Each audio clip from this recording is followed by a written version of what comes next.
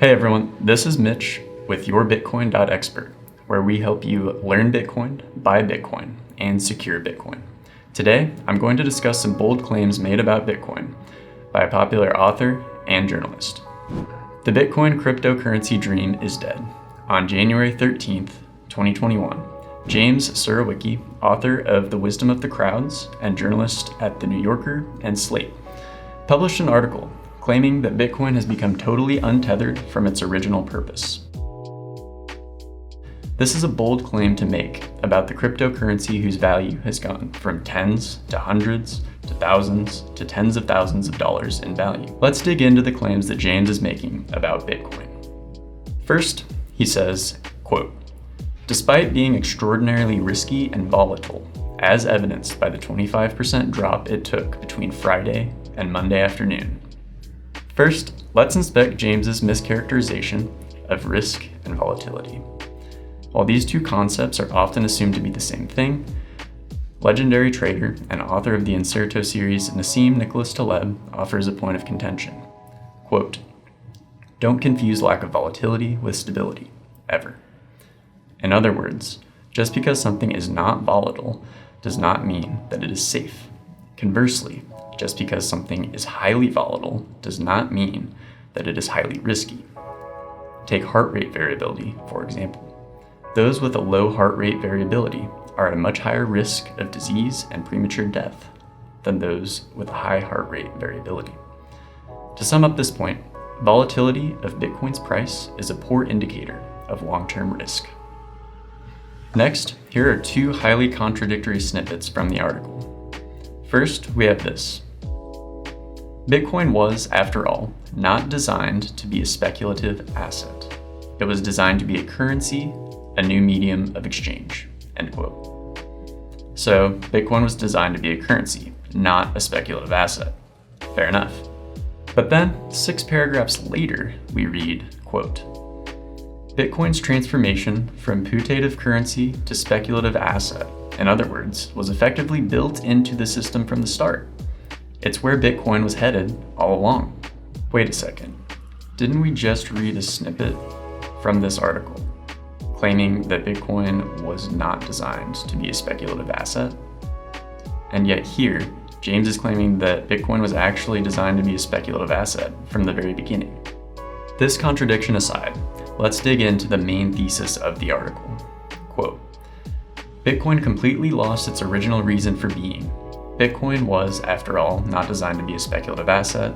It was designed to be a currency, a new medium of exchange that people could and would use to transact daily business with each other."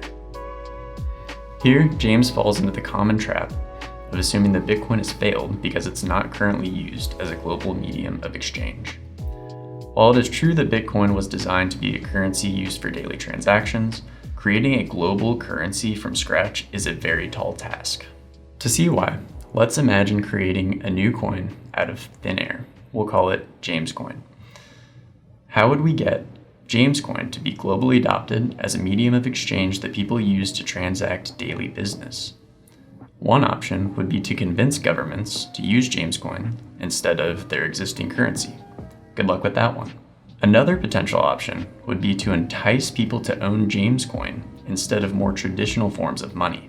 One method to entice people to use James Coin might be to make it more and more scarce as time goes on. At first, hardly anyone would use James Coin to transact daily business. This is because hardly anyone would have heard of James Coin, and the few people who do know about it would not really understand how it works.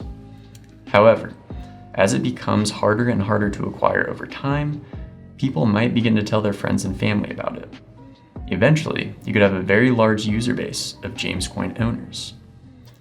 This could take years or even decades, but eventually, once enough people own James Coin globally, you could very easily use it as a medium of exchange, just like you set out to do at the beginning.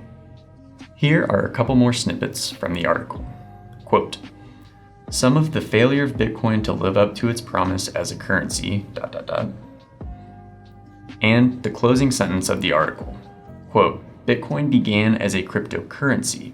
It has ended as a crypto asset," end quote. Again, James is claiming that Bitcoin's project as a currency has failed or somehow ended, when in reality, Bitcoin is younger than any major global currency in use today. As we saw with our James coin example, it could take years or even decades for a new currency to go from nothing to globally accepted medium of exchange. Bitcoin, with less than 5% global adoption, is in its early growth phase, and writing it off today is very short-sighted. This would be like writing off the internet as a global medium of communication in the 1990s, which, by the way, many people did, including Nobel Prize-winning economist Paul Krugman.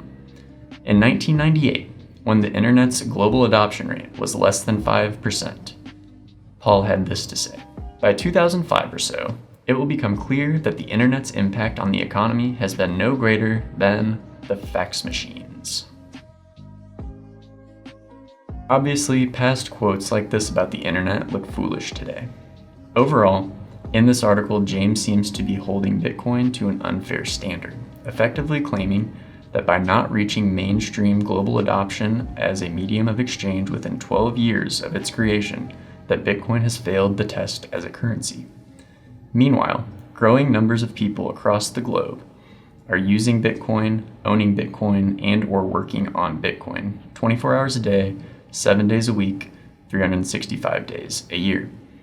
And while Bitcoin is not guaranteed to become a global currency used to transact daily business, writing this possibility off today may one day look just as ridiculous as claiming that the internet's impact on society will be no larger than that of the fax machine. That's all I've got for today. If you'd like to read the full article from James, you can find that link below. If you enjoyed this video breakdown about Bitcoin, go ahead and hit the like button and subscribe to our channel for future video content about various thoughts, claims, and opinions on Bitcoin. If you'd like a one-on-one Bitcoin consultation to help learn Bitcoin, buy Bitcoin, and secure Bitcoin, you can schedule a session online at YourBitcoin.Expert. Thanks for watching, and I'll see you next time.